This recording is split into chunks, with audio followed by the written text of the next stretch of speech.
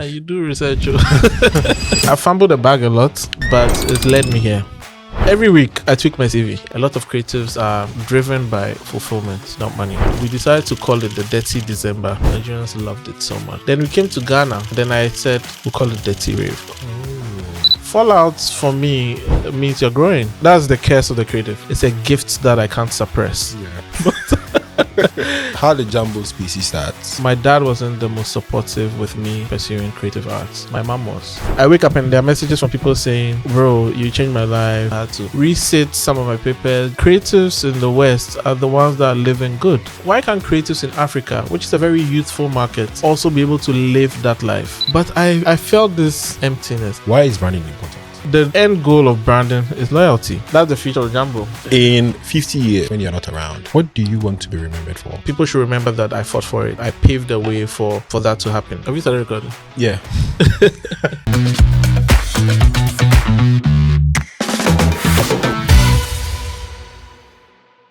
Hello, friends. So the conversation you're about to listen to is with Mr. Bernard Kafui Sokpe, popularly known as Mistameister. Mistameister is a leading figure in the Ghanaian creative space.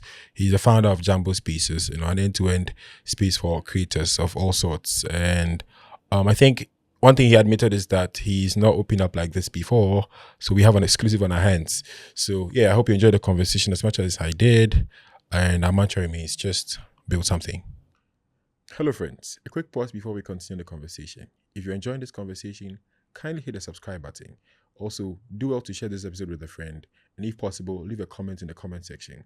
This goes a long way to help the team and motivates us to bring you great content every week. Now to the conversation. Yeah, so thanks for coming. Have you started recording? Yeah. Okay, thank you too thanks for having me. Yeah. It's an honor, for me. I think it's an honor for me too. Oh, quite the flattery. So I think I came across. I had a sense of who you were primarily from Twitter. A couple of years ago, when you were leading the Twitter team here in Ghana, and when anybody wanted to get verified, Thank you, Meister. Yeah, thank you, Meister. I think for me, on the personal level, around this startup called Adira. So I think we were trying to work on our brand. The what? Adira. Oh, nice. Yeah, so real estate, yes. So we're trying to reach out to your brand outfits. Okay. Brandmeister. Okay. To help with a couple of things. But I think we decided to hold on. You've been following the journey for I've been watching. So for me, I think I've gathered that you started off as a graphic designer. Oh. And now you are like a leading voice when it comes to brand and marketing, and the conversation for creatives in Ghana. Quite a journey you've had, and I hope that we get to pull the strengths of the journey, Yeah, I hope I can share as much. Yeah. Okay, so you mentioned, I've heard you mention somewhere that your older brother Salom, is it Salom? Yeah, it's like a big influence in your life. You do research. For a second, I'm like, this guy knows Salom. Yeah. I think, is he still VP? In Bank of America, yes. Yeah. And that he's was a big part of your life, big influence. Yes. So, I mean, growing up, he was the closest in proximity to what I could aspire to be. Because, I mean, it's older brother, 3 years, my senior, closest thing to a mentor to me, right? Because, I have conversations with him every day. I see it basically takes this next steps before I take the steps.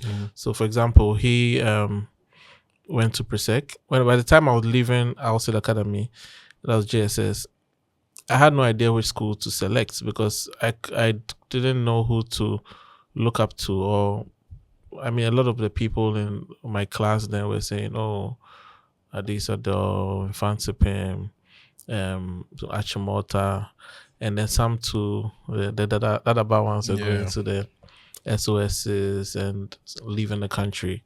So I had no idea what to do next, but I knew that my brother was in Presec, and that's all I hear when he comes back home. So I followed him to Presec, basically. Like I followed the steps in the same way KNUST too. I followed it. The only thing I didn't follow was him moving to America. But I think my corporate side, the part of me being a creative. So I'm a creative at heart. That's me. My corporate side was inspired by him because right after uni, he went into banking. He worked at Stanchart, worked at GT Bank before he left to work in America. And that was the side I saw right after school. That when people finish school, they go into corporate, so 9 to 5. There's this level of structure. I hear the conversations after work, what he tells me. So it kind of psyched my mind, even though I was a creative. It psyched my mind that I needed that structure. I needed that corporate experience. But my corporate experience was entering the ad agency. Still corporate, but a bit more relaxed because advertising is. If you go to an ad agency, you've been to an ad agency before. It's quite relaxed. Wear like t-shirts, casual stuff. There's the structure there, but it's not very stringent or boxed like you go work in a bank or anything. But whilst there, I was fascinated by the client side because I was working for an agency called 4 a.m. Sachi. Okay. I don't know if I'm going faster than your questions, but no. I was working for an agency called 4 a.m. Sachi. 4 a.m. Okay, let me just backtrack. So I came out of KNUST. Okay. What did you say? Com design? Communication design, yeah. Okay. But I've majored in advertising and packaging. Okay. But so I came out of KNUST as a graphic designer, worked in an ad agency. The ad agency was called 4am Sachi. But before that, I was in KNUST. I was doing events. I was part of Echo Magazine, which is now Echo House, the agency. So I was basically part of the founding team of Echo House. And as we go along, you come to realize that as a creative, and basically this is why I'm doing what I do now. A lot of creatives are driven by fulfillment, not money. They need to just feel that what they're doing is great. Like it makes them feel good. You paint something nice, you design something nice, it feels great, and then they have to be taught how to monetize that feeling or that passion. You understand? So a lot of the things I was doing in school, it was just for fun. It was nice. I'll do parties, fine, I'll make money, but it just goes back to just reinvest in the party because I want that feeling again. I want to see that what I created came to life. Even joining Echo at that time, I was just happy to have. I'd write articles for them. I would design them. I was doing everything all across the entire spectrum. I can design, I can write, I can direct the shoots. I'm an end-to-end creative. Maybe the only thing I can't do is do video editing, but even that I can do video editing on my phone. So I'd say I'm a working agency. I'm a working agency. I used to use that to brag and tackle some of the design people in my agency when I feel like they're not delivering. I'm like, listen, what you're doing, I can do it, and I'll show them, and they'll be surprised. Oh, anyway, let me not talk too much. But I came out and I started working in 4am Sachi. 4am Sachi was an ad agency that had come to Ghana just for Tigo. Okay. Sachi is like a group, the advertising space. They have Omnicoms, they have publicists, they have the Sachis, and they purchase or they acquire other smaller agencies. And once you add that, is it suffix or prefix or whatever, so you see, let's say agencies like, let's say, those times MMRS Ogilvy. Ogilvy is the advertising house. Yeah. Then Innova and DDB, and it allows them to tap into global brands. So like when I was working at Vodafone is a multinational. From 4am you went to Vodafone. Yeah, but before I get there, I'm just trying to explain, Vodafone would not work with an agency that is not I mean, now it's changed a bit, but those global brands, most of the time, at that time, they will not work with an agency that is not attached to any of those global brands. So a lot of the agencies in Ghana then were attaching themselves to those global agency brands called WPP agencies and stuff like that. So Sachi was one of that. And then they had a partner agency from Guatemala called 4 a.m. So it was 4 a.m. Sachi. Okay. But the parent group is Sachi and Sachi. Okay. You understand? I understand. So that was my first job, like real job that they were paying me money, and it was corporate, but it was fun. It was exciting, and from there I transitioned into Vodafone. But what got me excited about Vodafone was that because I was still pursuing that corporate dream, but still in a more comfortable space of what I was good at. I was fascinated by the client side because we're working for Tigo. So when we go to meetings with the clients, and I realized that there was a disconnect between how the client thinks and how the agency thinks. Agency just wants to do nice to haves, and also it's very focused on doing something that they can submit for like some awards, at Cannes Lions or the Lorries, stuff like that. But the client is thinking about how does it move the commercial needle for the business? How does it bring me money? I don't want to do a nice to have. Even if it's a nice to have, it needs to make people want to buy. You understand? There's been some exciting ads, like let's say Honey Kuchi Kuchi. You remember? Yeah. The guy who from the coconut tree. Yes. There was another one too that was Drop That Yam, which was done by Incel. So those look fun, right? But they send the message across easy. Like even MTN's been Sako, that was a game changer for mobile money, because the other telcos had been doing all this education on the ground, but the moment MTN was able to communicate this thing to the masses or to the unbankable, it's immediately changed the trajectory of mobile money, and then all of them benefited. So that what I'm saying is that agencies will suggest all these cool, nice to haves, and the client who just wants to water it down and just tell the people the way it is.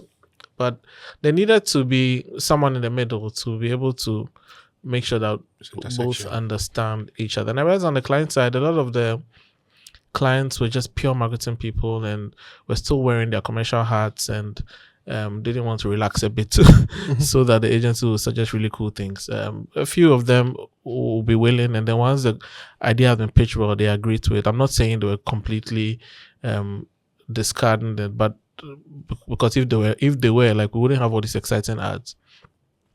So that's how I switched to the client side, because I was so intrigued by it, and then an opportunity opened up in Vodafone, and then I moved to Vodafone and started working fully in marketing. Okay, let me leave you to ask more questions. So after Vodafone, you went to Tonatone, and from Tonatone, but it's good you mentioning what's it called, that you're a full end-to-end creative, right? Like you dabble in all the regions, because I know you started Meister Music. Yeah. I asked this because the reason why you started Tosi, Easy Ajibade, Mr. Easy, just got married. Were you at the wedding? No, I wasn't. Why didn't you go? I mean, we've not been in touch before, but I heard it, and then I heard it before, like it happened, and but you know those things you hear through the grapevine, so you wait till it's out, formal. And then but I congratulated them. Like I'm happy for him. Like they're in love with each other so much. So interesting. Zaga that. Because I'm still on the Mr. Easy, but I think Ghana has become very known for Detty December. You know, everybody's going to Ghana. Everybody across the world is going to Ghana for Detty December. Yeah. And I gathered that you played like a very instrumental role in like coining the name and like the brand of all of that. Working with Mr. Easy and all that. Like, would you want to walk us through that journey? So back to that thing of doing things based on fulfillment. Yeah. I've done a lot. I've done a lot. Like Really? I've done a lot, and I've also lost opportunities to own moments, right? Because like I said, I'm one of those creators that I used to do a lot of things based on fulfillment. I just want it to happen. I want to execute it. I want to be happy. So sometimes I lose the opportunity to commercialize things or own things. I mean, a lot has changed since then, and those things have taught me now to make that a priority. And that is what I'm even teaching now at Jumbo Spaces. That's what has led me to my purpose. Just so that creatives don't fumble the bag. Yeah. So I would say I fumbled the bag a lot, but it led me here, basically. Yeah. So when it comes to, let's say, Detty, like recently, a few days ago, I saw a Nigerian called, was it Dari Atalade, the guy who did live sports. They've registered Detty December. They've come out with Detty December Festival, and they've been doing this for a couple of years quietly until everything has gone through, and then now they've announced it. I know people come to me all the time. Why didn't you own it? I mean, at that time, think about it. Whilst working with Easy, we were working on a concert at that time. So I don't know if you know this. I mean, you're Ghanaian. There's something that we say in Ghana that, ebeye yehufi. Yeah. We go dirty on ourselves. You understand? And those times, myself, Easy, and the team were on tour all the time. We're going around African countries. We're doing shows, and shows come with partying and everything. And every time I go to a new country, we'll be like, this country, like we're going to Ivory Coast. We go dirty on ourselves.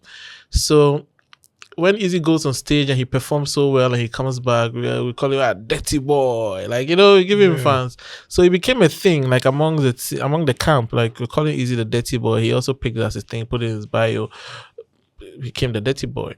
There was even a song that was around on his album that I think got to do with Dirty Yourself or something.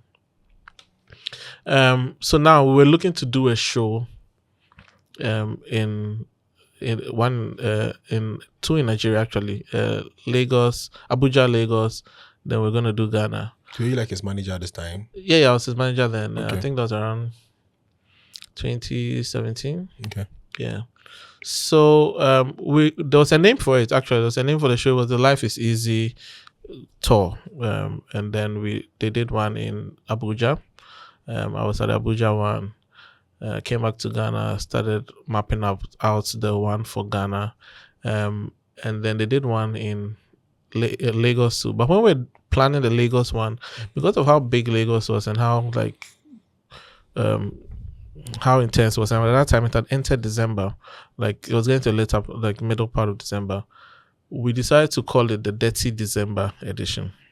Oh, okay. Yeah, and spelling it Detty, like Detty, as an African or as a Ghanaian, that's how we called it. So that if you see the flyer, I'll share the flyer with you later. It's online somewhere. You see it says Life is Easy Lagos, Detty December edition. Nigerians loved it so much, so they picked up the term, Detty December, and it became a thing. Like, so everybody was like excited about. So that whole December, like now any show that people did, it all fell under the theme for it's Detty December. You get what I mean? Then we came to Ghana, and then I said, I like the ring of this name. I'm not gonna call the one in Ghana Life is Easy Accra. We'll call it Detty Rave. Oh. Hello, community. Sorry to interrupt this conversation. So just to give you a certain subtle announcement, we already mentioned that we're working with WeWire and a couple of interesting things for you as a community. One of them, as it stands now, is a live event. We're going to share details soon, but then, just to keep you excited. Like we said, WeWire is a B2B payment platform that allows merchants to make cross-border payments. And so, exciting things coming to WeWire. Now to the conversation. You understand? Yeah. So we called it Detty Rave. But I mean, I was working with Easy. It is his brand property. After we had the fallout, I didn't follow up to like register or anything because it's his thing, and yeah, moved on to do my thing. What caused the So fallout? yeah. What did you say? What caused the fallout? Oh, just not seeing eye to eye on things. And Yeah. I mean, but now when I look back at it, I'm like, Get it out. it's one of those things that like you wonder like, this is a reason for people to even be worried about. But it happens. Fallouts are good actually. Fallouts for me means you're growing. Yeah. It means that you have an opinion on things. It means that you're not a yes man. It means that you probably want better for yourself, or you want to agree on something. And sometimes fallouts, when fallouts happen, you realize that okay, then maybe it's probably time for it's probably time for the both parties to now pursue different things. And I see fallouts as a sign of growth. If two people are like together and they're not having misunderstanding, then I think that's toxic, because that rather means one person might be suppressing the other. You understand? And the other person is not speaking up, or is just agreeing to everything that's going on. And you would realize that sometimes in scenarios like that, you speak to one party and one person is disgruntled and the other person doesn't even know the other person is disgruntled, and by the time it crashes, it's even more chaotic. So when you see that people fall out, I mean, even that Lumba and Nane Champon fell out, a lot of big giants, even Elon Musk, to get to where he is, he had fallouts with other people in PayPal and stuff like that.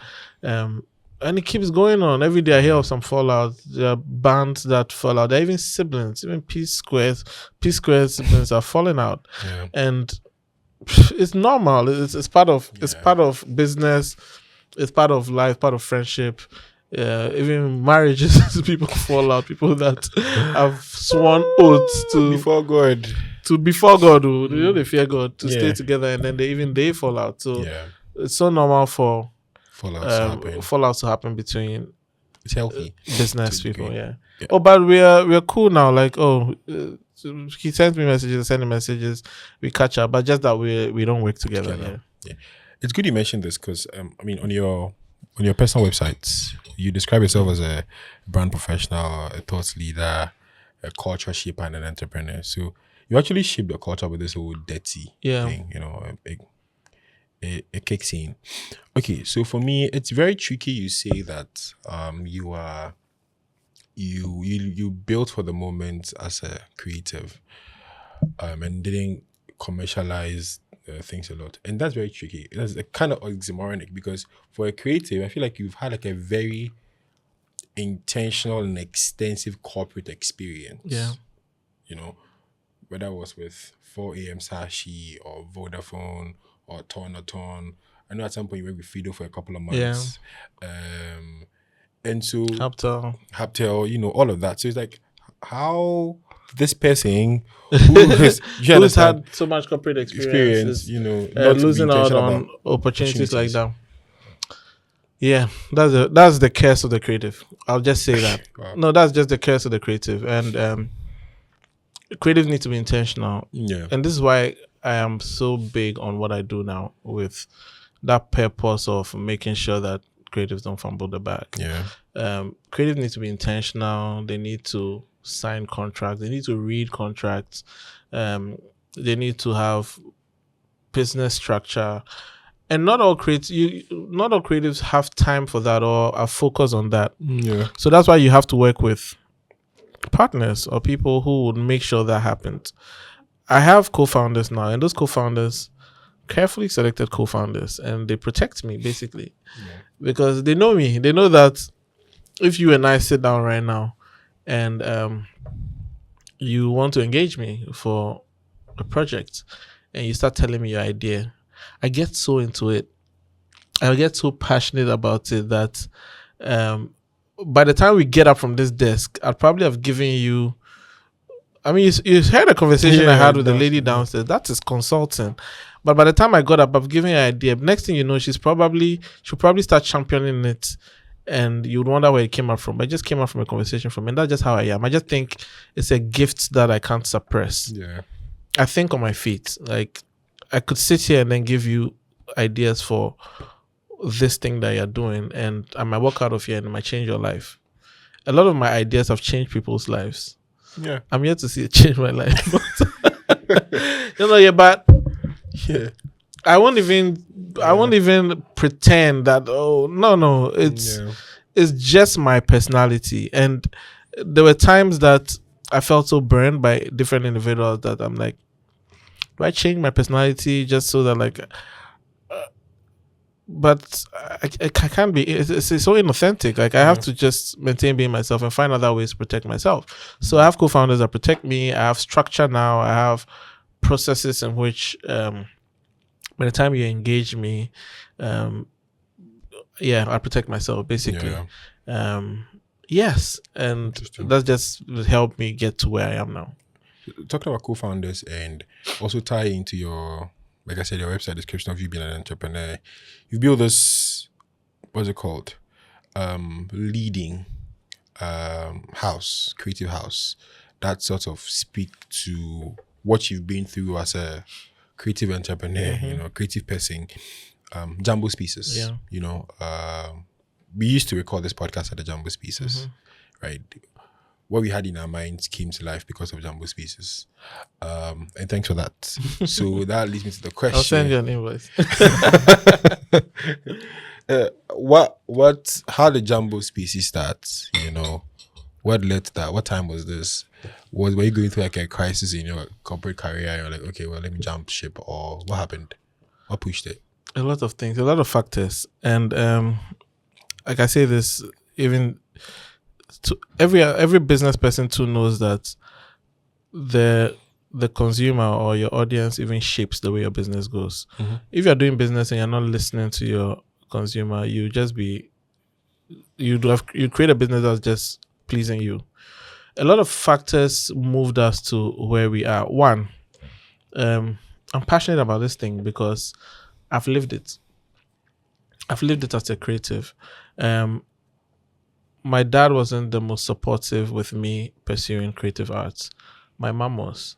But my dad was an accountant, and in his mind, he's just like any other African parent who, you need to do engineering, you need to do medicine, you need to do business. Like, you need to do the traditional courses. What do you mean visual arts? Sculpture.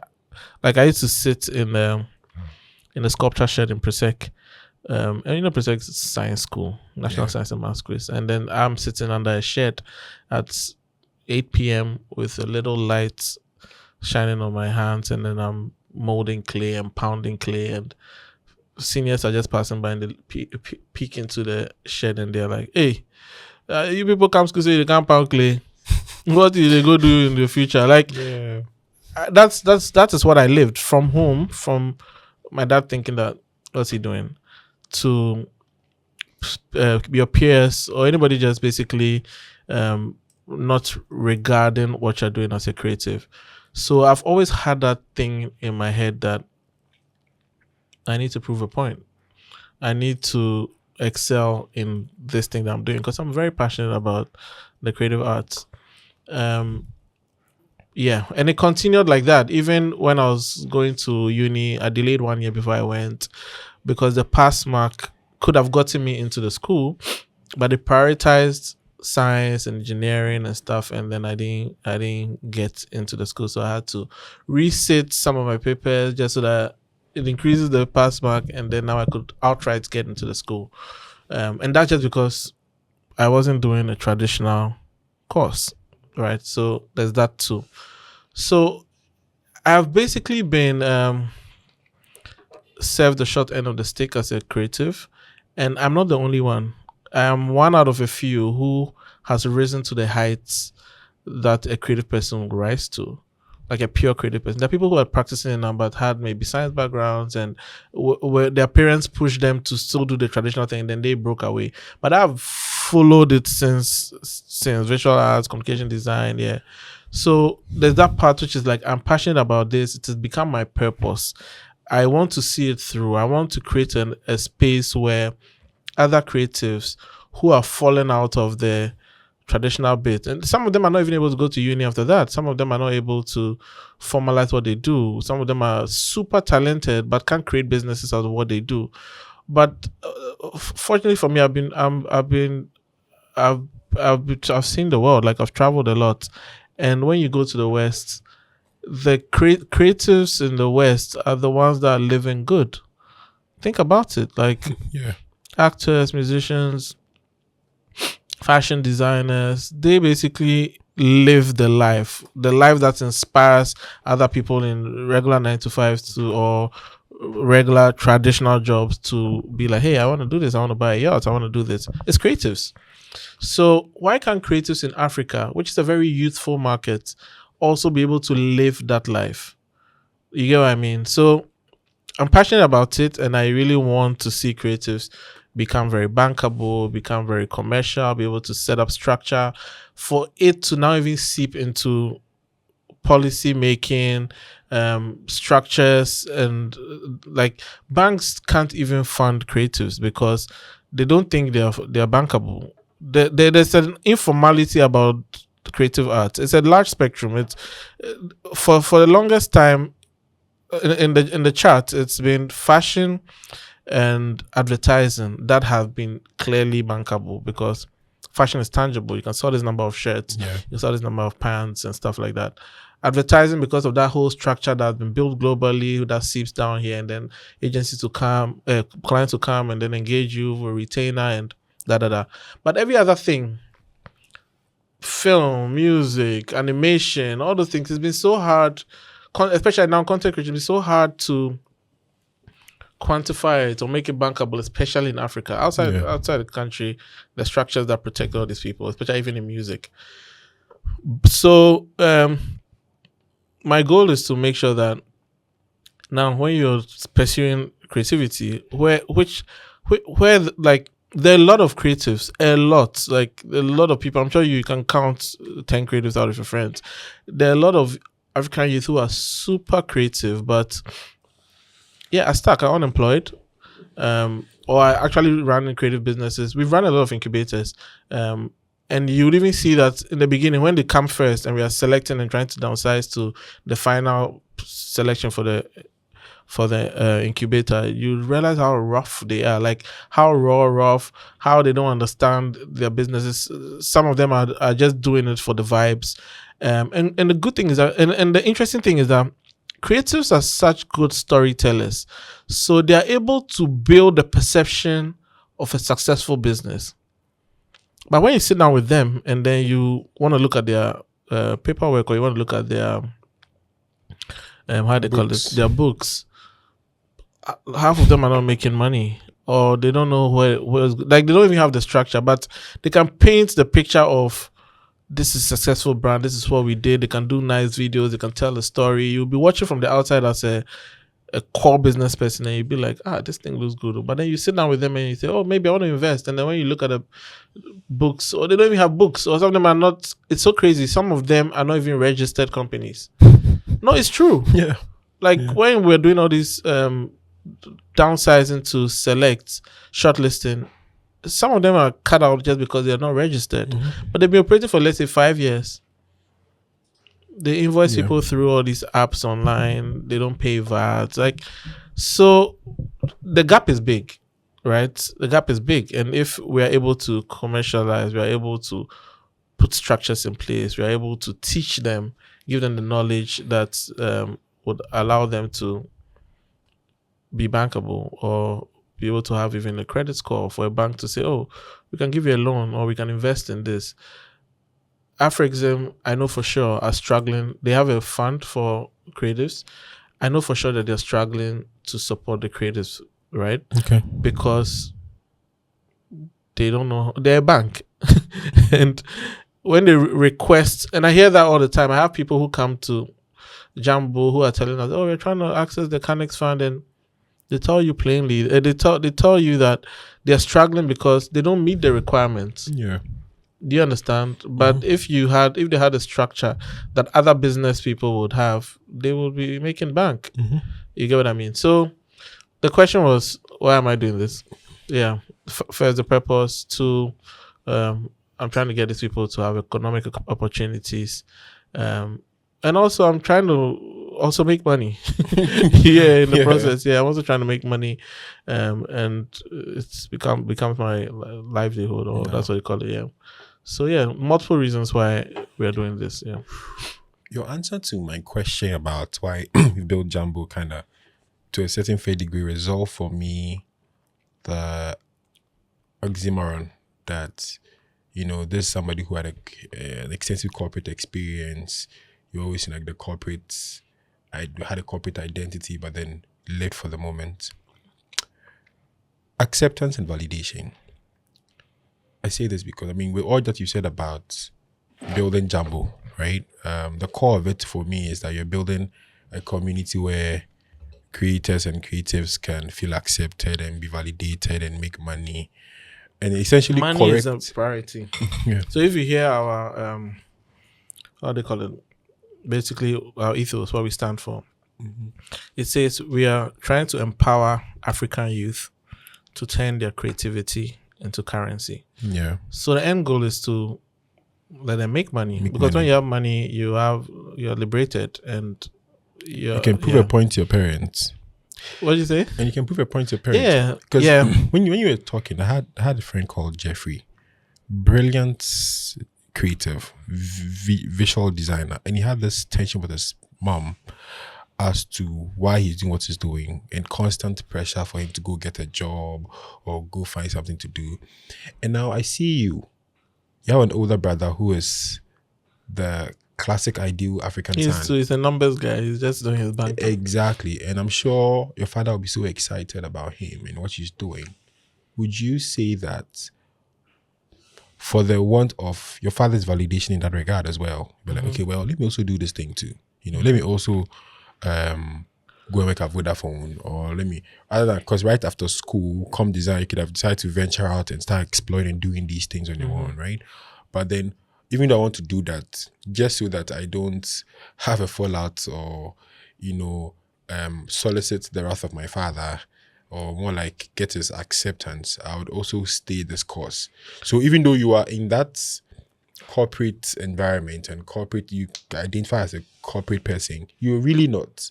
You're just a creative who is hiding behind that, which is why, which explains why you are missing the big checks, because you are really in this thing to create an identity so you don't have issues. Not per se.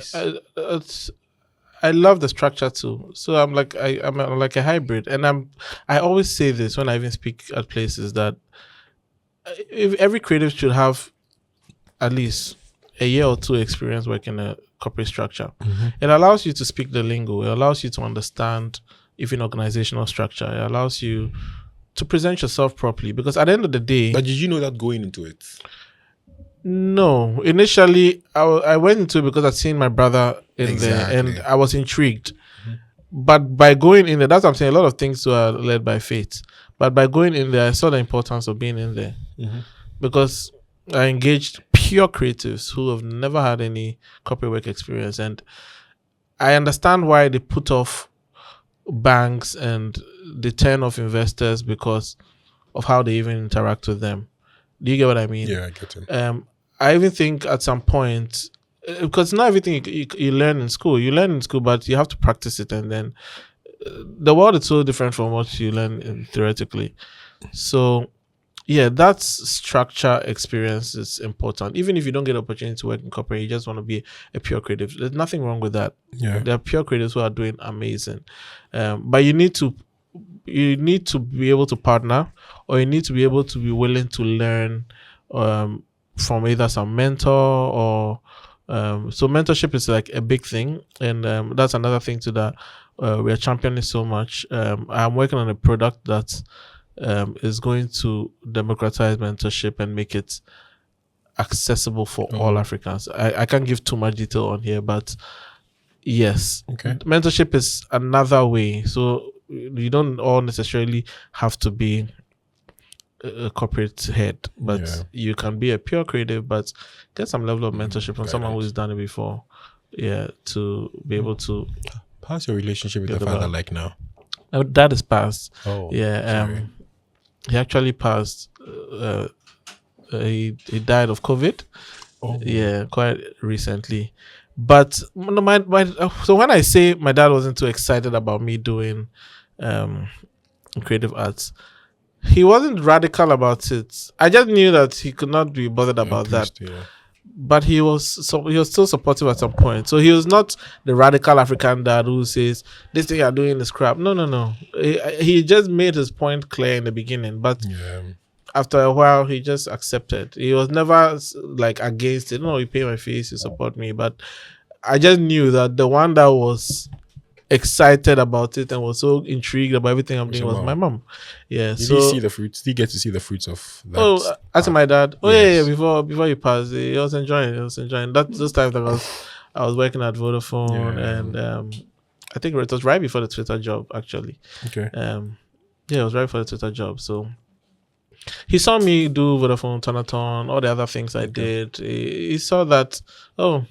This guy is doing well for himself. Yeah. So I had a good relationship with him. Talking about school and learning, I know you went after KNSU, you did an MSc program. Yeah.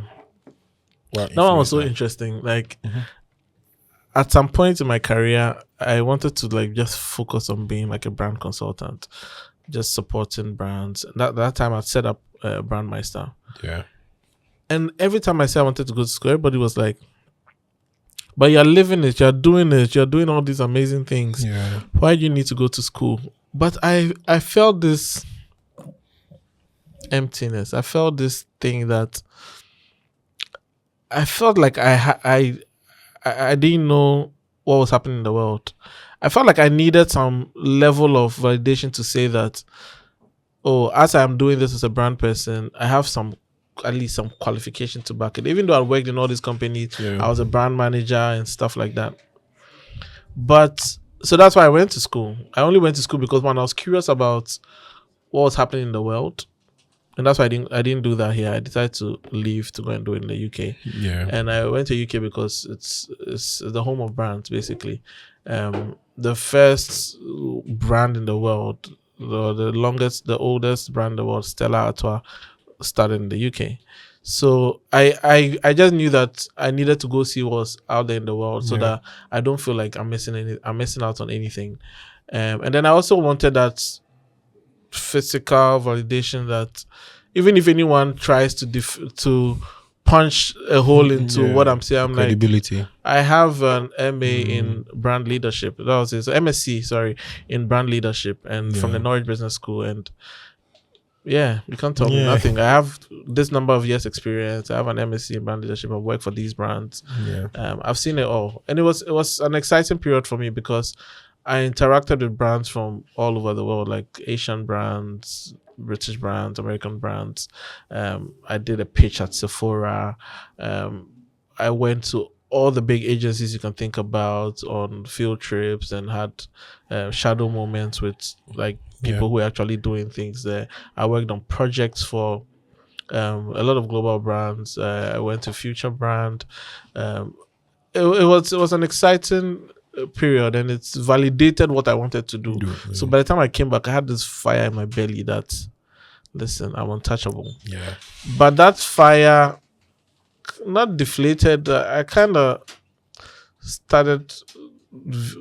I still apply everything I know a brand with what I do with even working with creators and creatives, because at the end of the day, is the underlying factor. Like, to be a successful creative, you need to have an outstanding brand, and all that basically. So my journey is still ongoing. Basically, I know that like everything is piecing together and to all make sense. You understand? Because I still use the brand strongly, but I don't run the agency actively like I used to. And also because out here, a lot of clients don't value branding and marketing like the way you would think they would. Recently, I was supposed to consult for a client, and then I still do brand consult and marketing consult for people. So I was supposed to build out a go-to-market plan for the client, and then he had delayed a bit. So I'm like, wait, you filled the brief, I've sent you my invoice. I even thought he was running away from the money, but I was there, and then he sent me an email, and I checked that. He said, hey, this is what the team worked on. this is what the team worked on. So we don't know if we would still like progress. It's looking good for me. And I look through it. And when I look through it, it was ChatGPT. Like, yeah. And that just shows you that not everybody feels like they can just do marketing. But compelling campaigns like Minsako, Drop That Yam, which made people start focusing on getting smartphones. Now, no one wanted to be seen with a yam. That word yam came out through. It was something we to talk about, but that campaign amplified it. That changed smartphone penetration in Ghana. That ad. Yeah. The other one, Misako, changed Momo in Ghana, and so many other campaigns that people have run in this market. You can't get that. It's hard to get out of ChatGPT because it's his insights, it's his contextualization, it is creating relevant things that appeal to the nuances of the African market. You understand? And ChatGPT will not give you that. You can give it as many prompts as you want, but it has to speak the language. It is what it is. So that just also put me off a bit when it comes to like. So if I'm providing brand consulting to someone, I am providing to someone that believes in it and is ready to play the long game, because brands are built over time too. A lot of people misconstrue building brands with sales. So someone comes to you, I'm a brand consultant. I'm ready to go on this journey with you. For you to get to a point that you don't have to market. You don't have to market. People love you and are so loyal to your brand that even yourself, you know the map. Even if you're doing wrong, right, they are supporting you and then they are backing you. Like how people, you should see an iPhone user and a Samsung user fighting. You would think that they are paying them, especially in Ghana. Coca-Cola, you see all these videos about using Coca-Cola to clean WCs. Whatever. Charlie, people still order and still support it, and because they build a brand to the point that people are so loyal. And that is what I learned. That is what I practiced. That is the journey I'm willing to take people on. You get what I mean? Like there was a time I worked on the Bloomberg brand, and there was a time that like people didn't get it. Like every day there's something bad. There's some bad news about Bloomberg online. They bounced it. They did the video. But you still reach there, and people will say we are boycotting it. You still reach there, and there's a crowd outside, and it's just because of the thinking, the rollouts, the constant engagement, and that makes me curious. You know, for us, I think most of the people in our community and our viewers are like entrepreneurs and business leaders. Just a little brief for us, if you could, on why branding is important. Why is branding important for a business at whatever size or whatever scale? Why should I be focused on branding as a business? So I first touched on loyalty. Yeah, it needs to get to a point where, as a business, even your marketing spend needs to reduce. Because when you start, you do a lot of marketing to drive awareness, visibility, consideration before now they start making purchases. But even making purchases, you can have people who will churn off and people who would stay. The brand experience is what keeps them there, right? And then now after that, loyalty. You need to keep them sustained and then keep coming back to the point that they never walk away from the brand and they defend the brand and even do the marketing for you. So the end goal of branding is loyalty.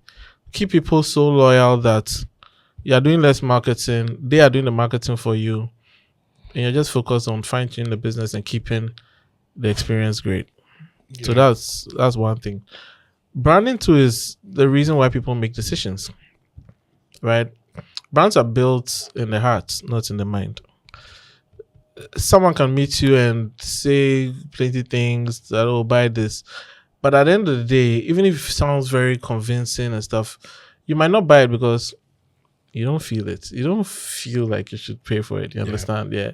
The storytelling can be so good that at the end of the day, you pay for the thing and then you're like, why did I buy this? Because it tugged at your heart at some point. You understand? So brands are built, what was I driving at? Brands are built in the heart. And the reason why people make decisions, if you entered a shop where there were, or you went to Asia, let's say you went to Singapore and you went into a shop that you knew none of the brands. You want to buy, let's say, detergent, there are like 5 brands, all with Asian, whatever. Tell me, what would make you and you don't even understand what's written on it, what's the first thing that will make you even be drawn to one of them? 5 products, all Mandarin on it. You don't know any of the brands, but this is a detergent section. Without asking anybody, what will make you put one into the cart? Maybe 2 things. Probably the appeal of the packaging. Okay. You know, the appeal of the packaging. Packaging. Yeah. The perception, brand is perception, how it looks. That's why designers are important. And sometimes people feel like, oh, just ChatGPT to do some prompts. No, there's a lot of thinking that needs to go into why this is this color. What emotion does it evoke? Because there's a lot of convincing the package needs to do even before you do the adverts. Yeah. On its own, sitting there without anyone knowing it, someone should be able to look at it and be like, I'm so drawn to this and pick it and put it in the cart. That's branding. You understand? Before, forget that. Then now you even know the brands. 5 brands. Which one? 5 brands. You know all of them. They're all familiar. What would make you choose one and drop in the cart? Like I know all the 5 brands. You know all of them, like you've heard of them before. If I've heard of all of them before, and assuming they all look the same, like appeal wise, it'll probably what's going to make me pick it up. Maybe if I've heard about one from, maybe I went to a friend's house and a friend was using it. Mm-hmm. So I just pick it up and say, oh, what's this thing that this boy has been using? You know, yeah. I think that's how my process will go with that. So your friend has influenced you? Yeah, more or less. For a certain familiarity. Yeah, familiarity. Know? Yeah. So yeah, that's also branding because advertising. You've probably seen an ad before, and then you're more familiar with it. Your friend has mentioned before. You've seen a content creator create content with it. Yeah. You're like, it might not make you make a decision then, but you're sitting there, you're like, oh, I saw how do you call it, Wodemaya talking about this product. I might not have used it before, but let's see. Yeah. It's someone I trust. So that branding is basically why people make decisions. Yeah. Even choosing anything, insurance, buying a car. The reason why people love, let's say, Mercedes and Toyotas, they all move from point A to B. Mm-hmm. But why would you buy a Mercedes? Because they've sold performance, they've sold luxury. You feel like when you reach some point, you have to buy a Mercedes because then when you pull up, people are like, you buy Benz. You understand? It's branding. You understand what I mean? There's a reason why there are even some music artists that are still selling out. Like I love Sarkodie's brand a lot because even if he doesn't do much and he decides to wait and he shows up, people still, because he's built a very solid brand over time that like people will choose his music regardless. When he drops today and even he thinks it's not even great, people will still listen to it. And brand building is so important. But in Africa, we don't focus on, because we're in a very survival market. We need to make money, and I don't disagree with that. Yeah, because it's just the nature of the market. People want to survive. I want to sell this thing tomorrow. I'm not thinking to sell it in 20 years when I'm not here. But also, you want to build something that in 20 years it's so untouchable that nobody can. Yeah. And bigger markets that are more established, they have the luxury of time to wait it out and build brands that will last the test of time. It's only a few people who are like, listen, I'm ready to go the whole long haul. Yeah. And sometimes the brand building, it can be done in the first 6 months to the point that like it creates a ripple effect that 10 years from that 6 months, it's stuck in people's heads because of maybe some very nostalgic thing they did or something that held onto their hands from when they were starting life to where they are now. You get what I mean? Yeah. Exciting. So, what does the future look like now for Jambo? Jambo. Future is very exciting. That's a brand statement. The future is very exciting. I'm one person that I allow the space or the community to teach me what next. Yeah, that's it. I allow the community to teach me what next. When we launched Jambo, our first focus was co-working. Get this creative to come together, work, meet each other, connect, and do whatever they want to do. Yeah. Then we did studio. Then podcast became a thing. They started asking about podcasts. We set up podcast studio. Initially, very basic podcast studio. I'm sure that's one of the reasons. Yeah, but very basic. We got requests. Oh, we want more cameras. We want more lights. We want this. We're fortunate. French Embassy supported us. But a little bootstrapping. Yeah. We how do you call it? We bought more equipment. We have a lot of equipment now. We invested in couches. We invested in backdrops. Then we realized that a lot of them wanted more master classes, more workshops. Like, okay, you know what? The master classes and workshops are very sporadic. They come from individual, like different people. Why don't we create something that we can control the kind of knowledge that we share? Mm-hmm. So basically, Jumbo stands. All our pillars are: we give space, which is music studios, podcasts, co-working, and then we give education. This guy. So the education part is where we launched the academy, Africa Digital Creator Academy. So it teaches 5 courses: brand building for creatives, photography and videography for creators, IP and legal,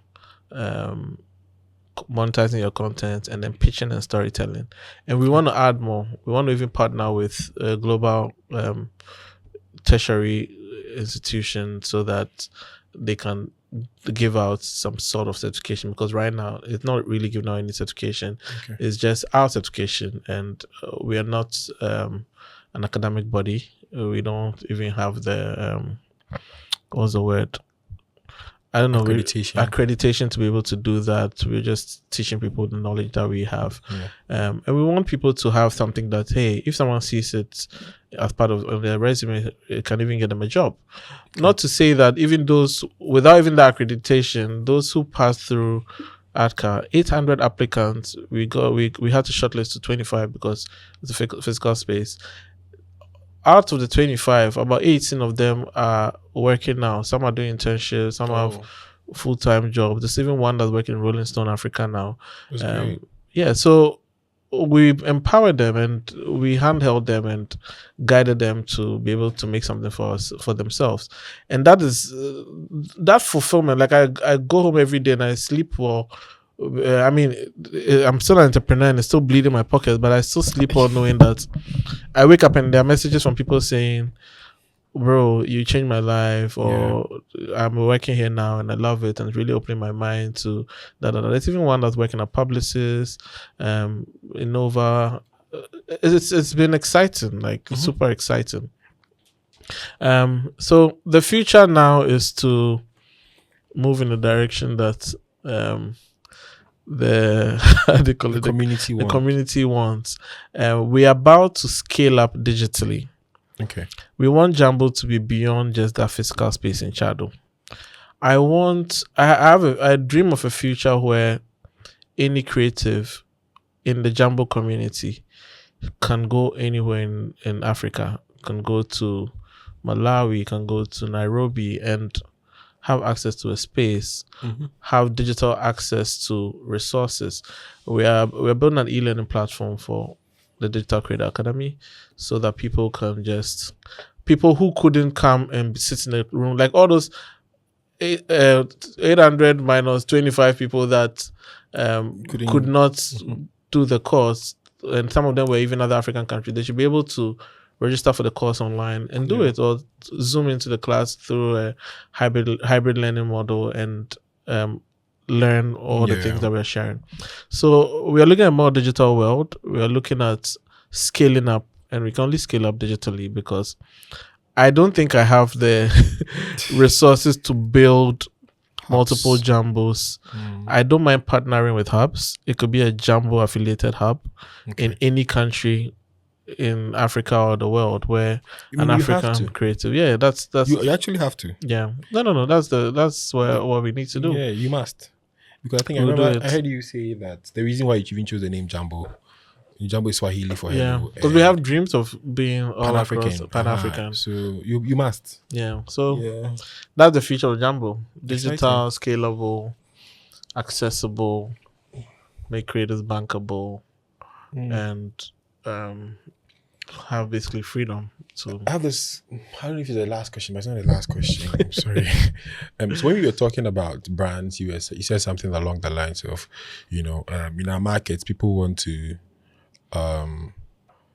they're focused on the now. They want to sell now. They're not thinking about what it's going to look like in 20 years or 30 years. But then you believe that people have to build things such that in 30 years the appeal is still there, even when they're not around. The appeal is still there. So, Mistameister, Bernard Kafui Sokpe, in 50 years, in 60 years, when you're not around, most likely, what do you want to be remembered for? What do you want your legacy to be? At this very point, the creatives are like building a structure or a setup in a way that when a creative is now eating big, or when people are focusing on creativity as a avenue, like just like adding it to the traditional how they call it, professions or courses, people should remember that I fought for it and I paved the way for that to happen.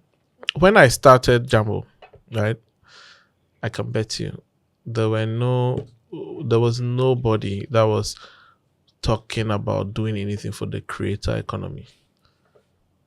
There are a lot now, like they're popping up every day. There are people creating all these, even content studio, so many podcasts, studios all over the place. There are a lot of them popping up, and that's just showing you that like there are people who show up at Jambo and they are wondering, where did you get this idea from? Why have you dedicated so much time to spec up this whole building? Someone said, I use it for real estate, how do you call it? Rent out, do apartments. People don't get why I have like a whole room that I've turned into a studio, a whole room that I've turned into a podcast room and things like that. They don't get it, but there's a bigger picture. And I want in a couple of years down the line, just like how I say I'm a culture shaper, and when you say Detty December now, you think of me. There are a lot of things that when you mention, you think of me. When someone sees that now creatives are like, or the creative path is, or there are even more universities now prioritizing more creative courses. Like if you go to Legon, I don't know if there are any creative courses in the University of Ghana. Okay, well they are, sorry, like the theater art and stuff, but things like design, advertising, digital arts, things like that are not in the University of Ghana, Legon. They're in KNUST and a few other smaller universities around. And then Unimac too is doing that. There was Radford. I don't know if they're still there, but it should be part of the traditional courses. It should be banks should even have how they call it, funds or KYCs that supports creatives. If you say, you're creative, you should be able to find some database or data that links to your credits. It should be easier now for creatives to not feel like they have to find some Western savior to make them blow up. Because right now, when you think about it, a lot of the creatives that are blowing up and are making it big, there's been some sort of Western savior element that they got a gig and then it took them outside and then now they're big. Not everybody can be a Prince JC, or not everybody can be a Moses Sumney, or not everybody can be a Black Sharif, or any of those people that are like out there doing it big now. Even you should be here and be able to do it big, because one day, because some time ago, 50 years ago, Meister fought for creatives to have. We're even working on trying to get digital creator visas. We're working closely with the American Embassy, and I'm not saying that it's something we are dreaming of, and we are nobody should misquote me, but we are trying to ensure that, let's say, now when you go to the US Embassy, there's a process for digital creators, and there should be a way that they can even just look at your. Now there are special talent visas. Yes, things like that. So you see, there are all these tech visas that there should be some for creators or people who have following online, or are doing podcasts, or are doing things like what you're doing. You understand? You like if I just send your passport to the embassy, and then when they see Peswa. Let's go. 10 years visa. Diplomatic passport. That brings me to this question. You're very vocal about, I've seen vocal about your, what's it called? Being a father. And you have 2 kids. 2 daughters. 2 daughters. Terrorists. Okay, one is a terrorist, and then the other one is doing apprenticeship, learning to become a terrorist. So So clearly you're married with 2 kids. Creative young man. Even though you have gray hair in your beard, but a very young man. The dynamic of family and children. Dye it off so that I can. Also, it's nice. I wish I had some. Someone said I look 45, but I'm not even 40. That's interesting. So that's dynamic of marriage and family. I've not gotten 40 under 40. I had those out. That award goes to 4 people. I beg you. That's what they said. Don't say that here, please. Yeah. So I mean, there's a guy who was writing about that one. I don't believe it. Yeah. So Are you sure? The 30 and the 30 people, the 40 and the 40 people, they're always in trouble. So, oh my God. That marriage and children, that dynamic, how has that changed your life? Or has that affected your perspective in any way? I think, oh my God.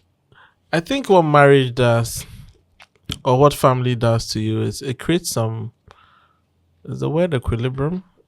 Some sort of magnet that makes you not stray away too much.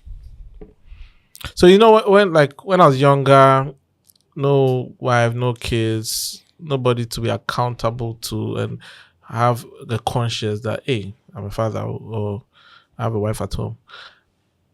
You just live. You just wander, right?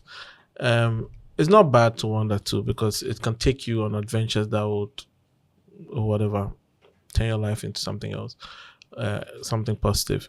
But what marriage and family does is that it doesn't make you wander away too much. It still makes you remember the core purpose of that you are responsible for someone, and you are doing all this hustle for someone. Now, when I hustle, it's not even for me. When I hustle, it's to pay fees. Yeah, I want to pay fees.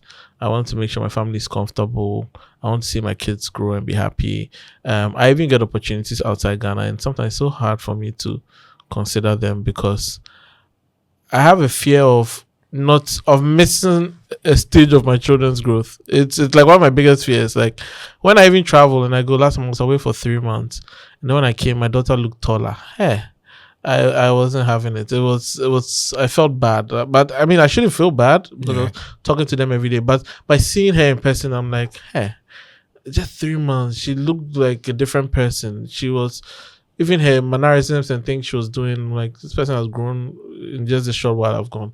So yeah, family is that equilibrium for me. It's the purpose. It adds to my purpose of why I hustle, why I do all these things, and because it is what I leave behind. It's my legacy. My children are my legacy. And then one day they bear my names. They would carry my values too with them.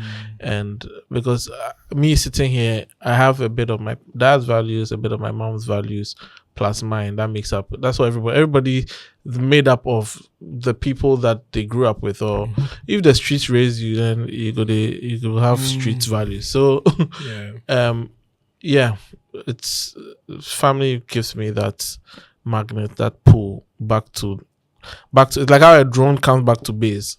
No matter how far I go and how I wander, it still brings me back to base. That this is my what's the word, root, or my core, my nest.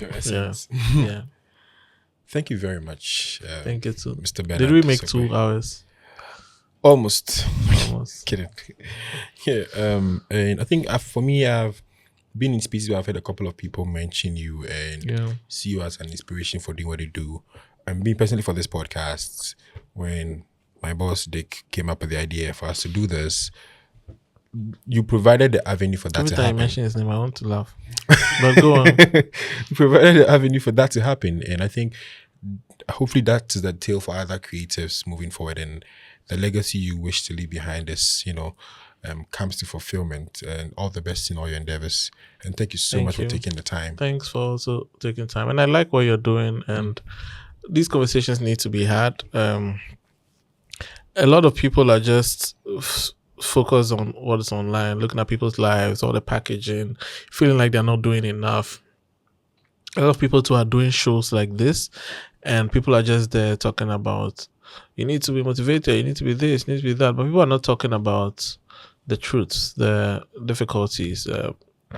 Everybody looks at me, my stars. Oh, he's made it, worked at Twitter, his life is good for him, but it's not. It's not. Like I get broke. I get broke like everybody else. I have moments like that. The difficult moments. There are days I want to give up. I was telling someone recently that every week I tweak my CV. Every week I tweak my CV based on something I see, or because I wake up and I'm like, I can't do it any longer. I just want to go work for someone, chop big check, and live my life, and just like how everybody else is. But I'm here and I'm struggling to pursue a purpose that I'd say the industry doesn't even understand what I'm doing. The people that will support it to just feel like, what are you doing? And I go through those moments too. So I don't want anybody that's out there watching to think that, oh, someone told my wife that, oh, your husband, he's definitely a trust fund baby. Hey, I love that because like people don't know that like I've been through the motions. There's no church that I've not sat in before. Like back in the day, like there was even a time in Spintex that the church drivers, they've been passing by the road and they see me walking, they call me, they wave me because today I didn't come. But it might don't follow us on social media. Today you see me posting I'm in Dubai or something. It's probably all expense paid. Don't assume that, oh, this guy, life is great for him. But you need to celebrate your wins too, and you need to look forward to better days. And tunnel vision. People should be tunnel vision. Focus on what you're trying to achieve. Lift up your head to see your progress, but don't lift up your head looking at what people are doing and feeling like I'm not doing enough. Just keep going. Think about how in the past our parents used to work hard without seeing social media, you only get to see what your friend is doing when you meet them physically. You understand? And if you follow that thing, and they built big industries like that are still, some of them are still around today because they were just focused on getting it done, and not just focused on announcing a win on LinkedIn. I am pleased to announce that I am thrilled to. I'm excited. Anyway, let me not turn this into an advice session. But thanks so much, bro. Thank you so much. I appreciate it. Right, guys, so, watch Peswa. Okay. The community. That was Mr. Bernard Kafui Sokpe, popularly known as Mistameister, Mastermind, and our mantra remains: just build something.